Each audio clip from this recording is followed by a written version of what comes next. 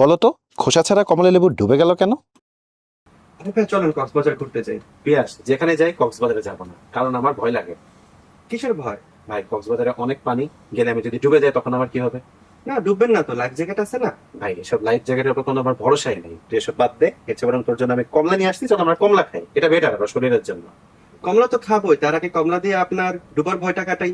কমলা দিয়ে আমার ডুবা ভয় কিভাবে কাটাবে? এ তো কোনোভাবেই সম্ভব দেন না। আমাকে একটা কমলা দেখাই আপনাকে। ঠিক আছে। তো সেজন্য আমরা প্রথমেই একটা বিকার নিতে পারি। আচ্ছা, বিকার নিলে ঠিক আছে, এই ভালো। বিকারের মধ্যে আমরা সবার আগে পানি ঢেলে দিই। বিকারে পানি ঢালার সাথে আমার ভয় কাটানোর আবার কিসের সম্পর্ক? একটু পরেই ভয়টা কেটে যাবে ইনশাআল্লাহ। আচ্ছা ঠিক আছে, দেখি কি করতেছিস।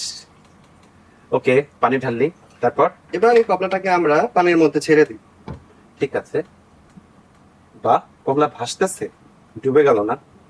কমলা ভাসতেছে কারণ কমলাটা আসলে লাইফ জ্যাকেট পরে আছে। কমলা লাইফ জ্যাকেট পরে আছে? হ্যাঁ, কমলার খোসাটা এখানে লাইফ জ্যাকেট।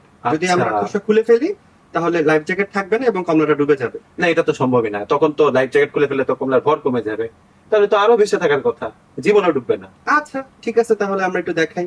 আচ্ছা দেখা। তার আগে আমরা কমলার খোসাটা খুলে ফেলি। খোল দেখি। এটা তো আমি বিশ্বাসই করি না, লাইফ জ্যাকেট, কমলা লাইফ জ্যাকেট খুলে ফেললে কিভাবে কি হবে?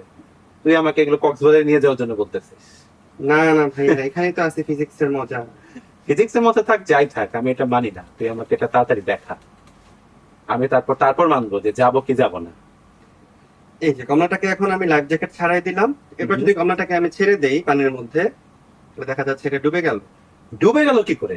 এই পিয়াস, এই লাইফ যখন একটা ছিল না, মানে কি এটার খোসা নাই, তাহলে এটা তো ভর কমে গেছে। তা ভর কমে গেলে তো এটা আরো ভেসে থাকার কথা, ডুবলো কেমনে? না ভাই, এখানে আছে হচ্ছে আমাদের ফিজিক্স এর মজা। আসলে আচ্ছা। যখন কমলাটা তার লাইফ জ্যাকেট অর্থাৎ কমলার হুম। খোসা সহ ছিল, হুম হুম। তখন তাদের মাঝখানে অনেক এয়ার পকেট ছিল, বাতাস ছিল, যার কারণে এটা আরো বাতাসের কারণে হালকা হয়ে গেছিল, এই কারণে ভেসেছিল। মানে ঘনত্ব কম হয়ে গেছিল। ঘনত্ব কম হয়ে গেছিল, কিন্তু যখন আমরা কমলার খোসা খুলে ফেললাম তখন ঘনত্ব বেড়ে গেছে এবং এই কারণে কমলাটা ডুবে গেছে। আচ্ছা, লাইফ জ্যাকেটে কি তাহলে একই রকম ঘটনা ঘটবে? জি ভাইয়া, কারণ লাইফ জ্যাকেটের ভেতরেও তো আসলে বাতাস থাকে এবং সেটা আপনাকে সমুদ্রে নামলে পানিতে ভাসায় রাখবে এবং আপনার ডুবার ভয় থাকবে না। আচ্ছা আচ্ছা, তাহলে আমি যদি কক্সবাজারে যাই এরপরে অবশ্যই লাইফ জ্যাকেট পরে তারপর সমুদ্রে নামবো।